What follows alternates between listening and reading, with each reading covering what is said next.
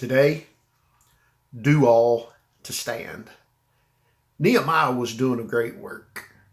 God was with him and he gave him great success. No great work of God will be accomplished without opposition from the enemy.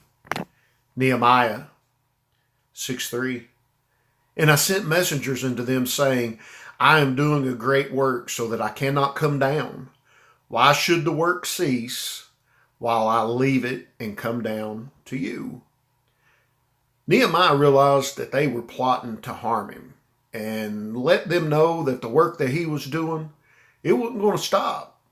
He refused to be distracted and come down off the wall. These men were supposed to be friends of Nehemiah. Enemies and even friends were uniting against him.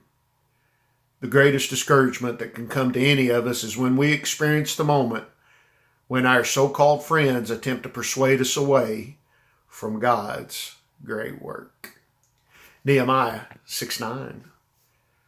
For they all made us afraid, saying, their hand shall be weakened from the work, that it be not done. Now therefore, O God, strengthen my hands. Nehemiah called out to God in prayer, saying, O God, strengthen my hands. In this, he found the courage to continue the work that God had given him. Nehemiah 6:11. And I said, should such a man as I flee? And who is there that being as I am would go into the temple to save his life? I will not go in.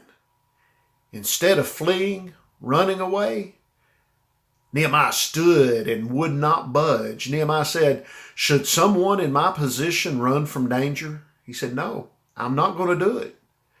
He held his course and he continued to work that God gave him to do. Nehemiah 6:15. So the wall was finished in the 25th day of the month of Elul, in 52 days. Because Nehemiah was faithful and he stood strong against discouragement, we read this statement, so the wall was finished. That verse would have never been written if Nehemiah had run away. The repair of the wall and the gates, it had its purpose. It was to provide protection against all who would come against God's people.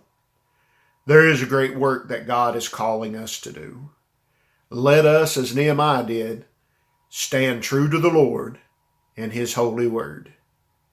Now, here's what you do.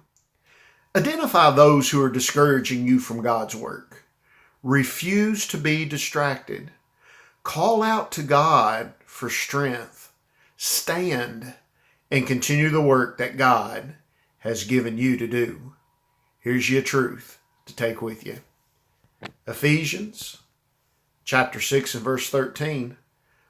Wherefore, take unto you the whole armor of God, that ye may be able to withstand in the evil day.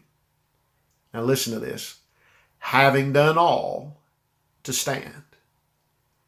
May the grace of the Lord be with you.